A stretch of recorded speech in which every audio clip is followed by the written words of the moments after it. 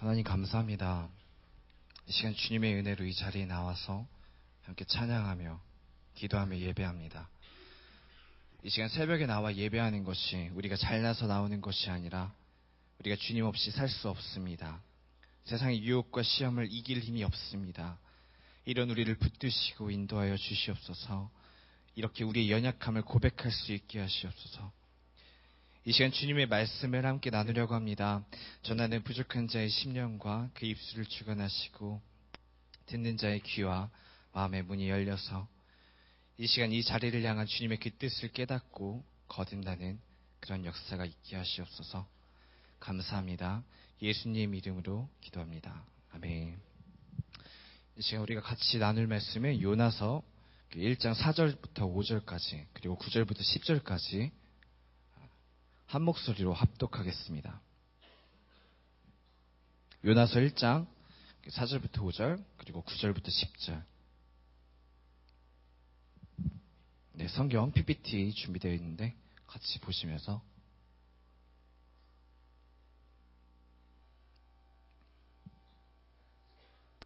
네, 같이 합독하겠습니다. 여호와께서 큰 바람을 바다 위에 내리심에 바다 가운데 큰 폭풍이 일어나 배가 거의 깨지게 된지라. 사공들이 두려워하여 각각 자기의 신을 부르고 또 배를 가볍게 하려고 그 가운데 물건들을 바다에 던지니라. 그러나 요나는 배 밑층에 내려가서 누워 깊이 잠이 든지라. 그가 대답하되 나는 히브리 사람이요 바다와 육지를 지으신 하늘의 하나님 여호와를 경외하는 자로다 하고 자기가 여호와의 얼굴을 피함인 줄을 그들에게 말하였으므로 우리가 알고 심히 두려워하여 이르되 네가 어찌하여 그렇게 행하였느냐 하니라. 아멘. 네. 드라마나 영화를 이렇게 어느 정도 많이 보신 분들은 이 어느 정도 앞부분만 보면은 이 스토리가 어떻게 진행될지를 어느 정도 예상을 할 수 있습니다.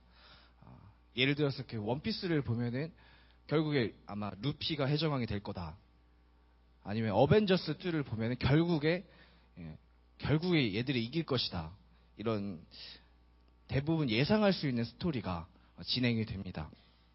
문제는 그런 스토리가 뻔하게 진행이 되면은 사람들이 진부하다, 역시 뻔하다, 전형적이다 그런 평가를 합니다. 그래서 작가들은 굉장히 골머리를 쌉니다.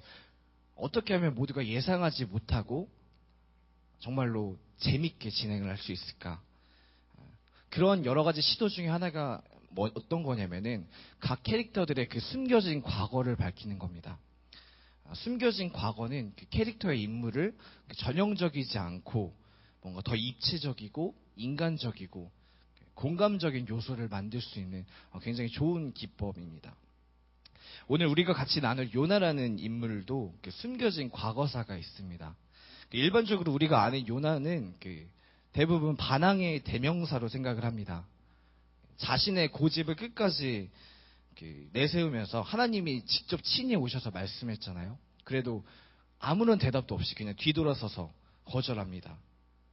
그래서 고레배 속에 들어가서 정신을 차리나 했더니 결국에 하나님의 말씀을 전하는데 3일길이 걸릴 걸 하루 만에 대충 전하고 마지막 사장이 끝날 때까지도 하나님께 반항하는 어떤 그런 모습들을 보입니다. 반항의 대명사다운 그런 모습이죠. 근데 이런 요나에게 굉장히 엄청난 과거가 있습니다. 성경 말씀 열왕기하 14장 25절에 보면은 이스라엘의 하나님 여호와께서 그의 종 가드의 에멜 아미떼의 아들 선지자 요나를 통하여 하신 말씀과 같이 여로보암이 이스라엘 영토를 회복하되 하맛 어귀에서부터 아라바 바다까지 하였으니. 아멘. 아미떼의 아들이라고 그 요나서에도 똑같이 언급된 걸로 봐서는 요나서의 그 요나가 열왕기에 기록된 그 요나가 맞는 것 같습니다. 놀랍게도 그 요나는 그 요나서에서 시종일관 보여주는 그런 반항의 모습과는 전혀 무관하게 잃어버렸던 이스라엘 영토가 회복될 것을 예언했고 그 예언의 성취를 직접 눈으로 보았습니다. 그러니까 요즘 말로 하면은 한국 교회가 침체되어 있는데 다시 부흥했던 어떤 그런 주역이 요나가 되었다는 겁니다. 여기서 한번 우리가 생각해 볼 수가 있습니다. 그럼 그렇게 열심히 있던 요나가 대체 왜 이런 모습으로 변한 걸까? 한번 그렇게 의문을 던져볼 수 있습니다. 사실 그 전에 이루었던 요나의 업적이 요나의 발목을 잡는 것 같습니다. 기껏 이스라엘을 회복하는 그런 업적을 쌓아놨는데 이스라엘을 호시탐탐 노리는 그 아수르의 수도를 회복시키라는 하나님의 말씀이 있었습니다. 그게 요나에겐 납득이 안 되는 거예요. 그러니까 우리나라 사정으로 말하면은 독립운동을 요나에게 계속 시켜가지고 어느 정도 우리나라의 영토를 회복시켰는데 광복할 때쯤 되니까 갑자기 일본에 가가지고 일본의 영토를 회복하게끔 그런 사역을 시키는 겁니다.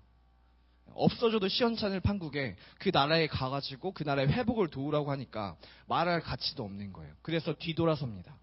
하나님 어떻게 그럴 수 있습니까?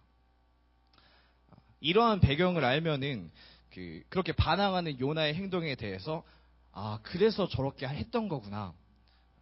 이렇게 포인트를 잡을 수가 있습니다.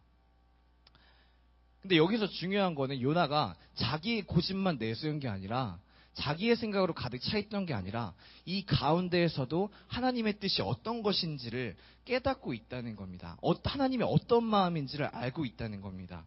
요나서 4장 2절 말씀 같이 보겠습니다. 여호와여, 내가 고국에 있을 때 이러하겠다고 말씀하지 아니하였나이까? 그러므로 내가 빨리 다시스로 도망하였사오니 주께서는 은혜로우시며 자비로우시며 노하기를 더디하시며 인애가 크시사 뜻을 돌이켜 재앙을 내리지 아니하시는 하나님이신 줄을 내가 알았음이니이다. 아멘. 하나님이 어떤 분인지를 알고 있었습니다. 그렇죠. 하나님이라면 그럴 수 있겠죠. 그러시겠죠. 그런데 저는 하기 싫습니다. 두 가지가 같이 있다는 겁니다. 하나님의 말씀을 따라야 되는데, 하나님이 어떤 분인지 너무나 잘 알고 있는데, 그럼에도 할 수가 없다는 겁니다. 도저히 하고 싶은 마음이 생기지 않는다는 겁니다. 오늘 저는 요나의 이 갈등에 대해서, 이런 신앙적인 갈등에 대해서 여러분들과 함께 얘기를 해보려고 합니다. 나의 고집과 하나님의 뜻이 맞부딪혔을 때 거기서 나타나는 갈등은 생각 이상으로 굉장히 고통스럽습니다.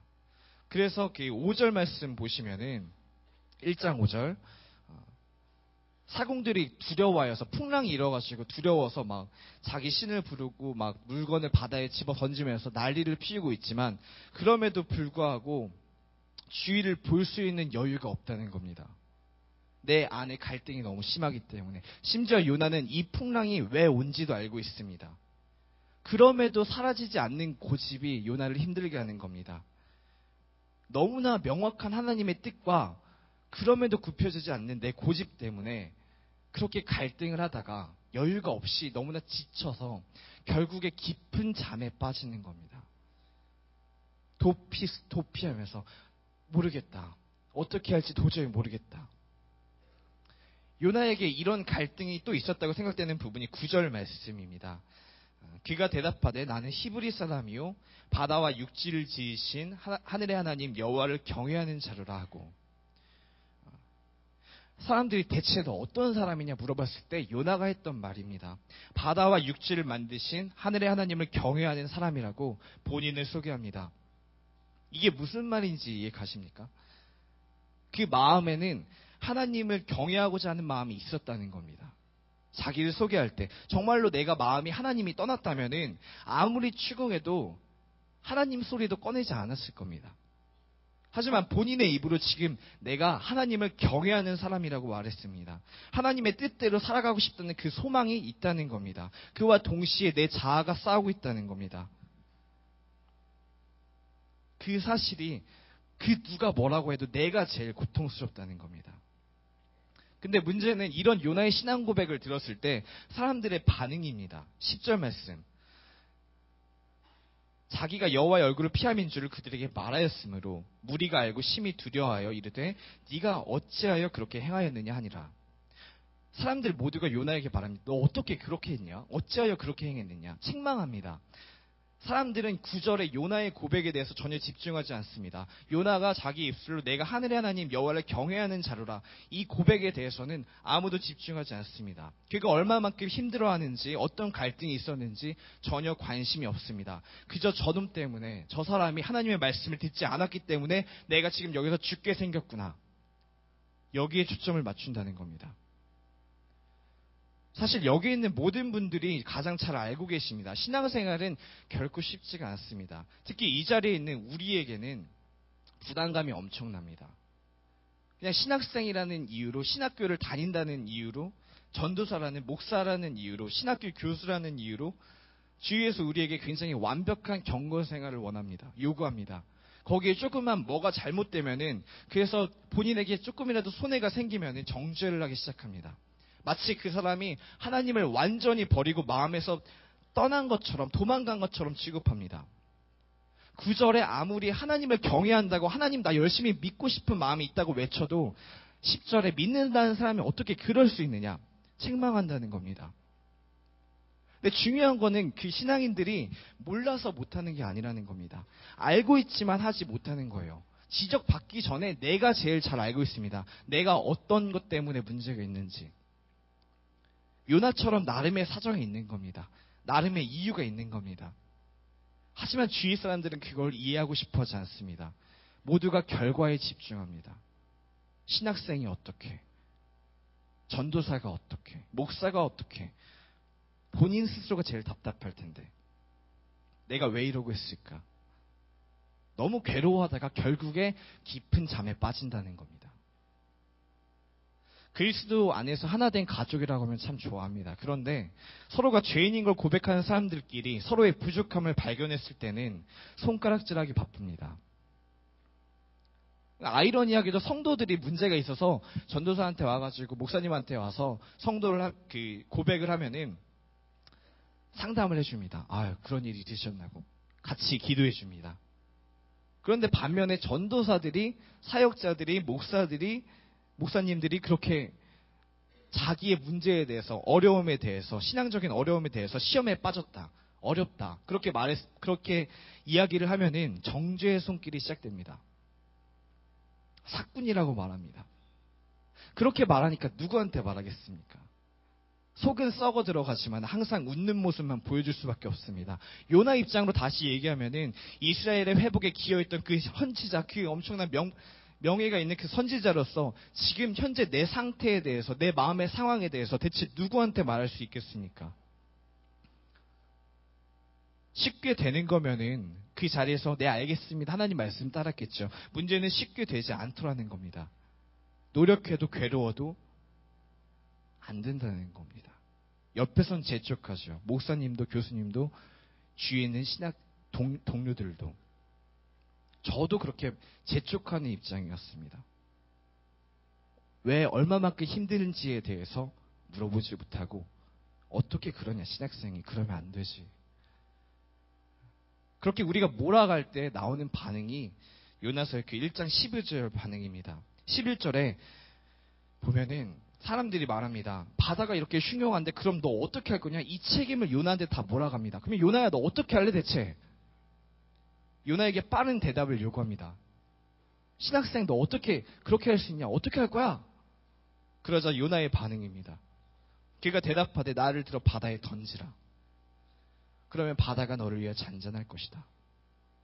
자기를 바다에 던지라고 하는 겁니다. 지금이라도 내가 무릎 꿇고 하나님께 회개하면은 해결되는 거 알고 있지만은 그게 지금도 안 된다는 거예요. 옆에서 몰아붙여도 안 된다는 겁니다. 그러니까 그러면 날 죽이세요. 그러면 나를 집어 던지세요.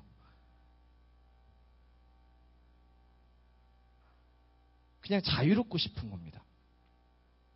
우리가 하는 그 손가락질과 정죄는 그 사람을 변화시키는 데 목적이 없는 것 같습니다. 그를 극단으로 몰아붙입니다. 어떻게 해서든지 내가 손해를 보게 한 만큼 그 사람을 욕하고 싶어 합니다. 여러분들은 깊은 잠에 빠진 그 동역자들에게 어떤 사람이 되고 계십니까? 그들과 똑같이 책임을 물으면서 정죄하고 계십니까? 저는 이 상황에서 예수님의 모습을 찾아보았습니다. 예수님께서는 이런 사람들에게 어떻게 말씀하셨을까요? 그래서 마가복음 14장 32절부터 38절까지 말씀을 한번 보았습니다. 겟세마네 동산이 배경입니다. 겟세마네 동산, 예수님께서 제자들과 마지막 함께했던 그 순간이었습니다. 신약에서 예수님이 가장 힘들어했던 그 마음의 상태를 표현했던 그런 것으로 보입니다. 34절에 보시면은 나를 위해 기도 좀 해달라고 그렇게 말합니다. 내가 마음이 심히 고민하여 죽게 되었으니 너희는 여기 머물러 깨어있으라. 나를 위해 함께 기도해달라. 그렇게 말합니다. 3년 동안 함께했던 제자들에게 부탁을 했던 거죠. 근데 그 제자들은 어떻게 합니까? 잠을 잤습니다. 그때 하셨던 말씀이, 야, 너 3년 동안 나와 함께했던 그 제자들이 어떻게 신앙적으로 그렇게 성숙해, 그 사람들이 어떻게 그럴 수 있느냐, 원망하시고 책망하신 것보다는 38절에 말씀하십니다. 37절에 돌아오사 제자들이 자는 것을 보시고 베드로에게 말씀하시되, 시몬아, 자느냐? 네가 1시간도 깨어있을 수 없더냐? 그의 연약함을 이야기한 뒤에 38절에 시험이 들지 않게 깨어있어 기도하라. 마음에는 원이로되 육신이 약하도다 하시고. 아멘. 예수님께서 말씀하십니다. 너희가 지금 마음으로 원하는 거 알고 있다. 하지만 육신이 너희가 약하구나. 너희에게 죄성이 있구나. 너희의 힘으로는 되지 않는구나. 그러니 깨어 기도해라. 시험에 빠지지 않도록. 그 힘을 너희에게서 찾지 말고 하나님께 구해라. 그렇게 말씀하신다는 겁니다. 맺겠습니다. 최근에 일어난 그 서울의 대형교회 그 목사님의 사건은 엄청난 심판대 위에 올라와 있습니다. 믿는 사람들이 더 욕합니다. 많은 이들이 손가락질합니다. 여기서 그 목사님의 그분의 한번 입장에서 그 마음이 아마 요나의 심정보다 더 심하지 않았을까 생각합니다. 숨막히는 답답함과 두려움이 휩싸일 겁니다. 어떻게 보면 요나처럼 죽고 싶을 것 같습니다. 우리의 손가락질과 정죄가 무엇을 위한 것인지 알았으면 좋겠습니다. 그 사람의 회복을 위한, 그 사람의 잘못을 지적하여서 돌아오게끔 하려는 그런 정죄와 손가락질인지, 아니면 기독교 신앙인으로서의 어떤 명예와 이름값을 더럽혔기 때문에 그 모든 책임을 지게끔 화풀이하는 것인지 생각해 봤으면 좋겠습니다. 이제는 우리가 정죄의 손가락을 내려놓고 그런 모든 이들을 위해서, 지금도 깊은 잠에서 깨어나지 못한 많은 동역자들을 위해서, 그들의 육신의 연약함을 위해서 함께 기도했으면 좋겠습니다. 우리의 힘을 할 수 없음을 고백하고 주님께 그 힘을 구하면서 중보하면서 주님이 주시는 그 은혜 안에서 정말로 가족 같은 하나가 되는 그런 공동체가 되기를 축복합니다. 이 시간 우리 같이 아까 전에 불렀던 찬양 함께 하고 같이 기도하겠습니다. 세상의 유혹과 시험이 다가올 때에 내가 아무리 노력할지라도, 내가 어떤 게 문제인지 알고 있을지라도 나의 힘으로는 할 수가 없습니다. 너무나 명백히 내가 제일 잘 알고 있습니다. 하지만 그때 전쟁은 나에게 속한 것이 아니요 하나님께 속하였습니다. 그것들을 인정하시고 옆에서 깊은 잠에 빠져있는, 넘어져 있는 그런 지체들을 보았을 때 그들을 손가락질로 정죄하지 마시고 그들을 위해서 기도해 주시기 바랍니다. 네 마음이 그렇구나. 네 마음은 원하는데 너의 육이 약하구나. 같이 찬양하겠습니다. 세상의 유혹 시험이 내게 몰려올 때에 나의 힘으론 그것들 모두 이길 수 없네. 거대한 폭풍 가운데 위축된 나의 영혼, 어찌할 바를 몰라 헤매이고 있을 때 주를 찬양,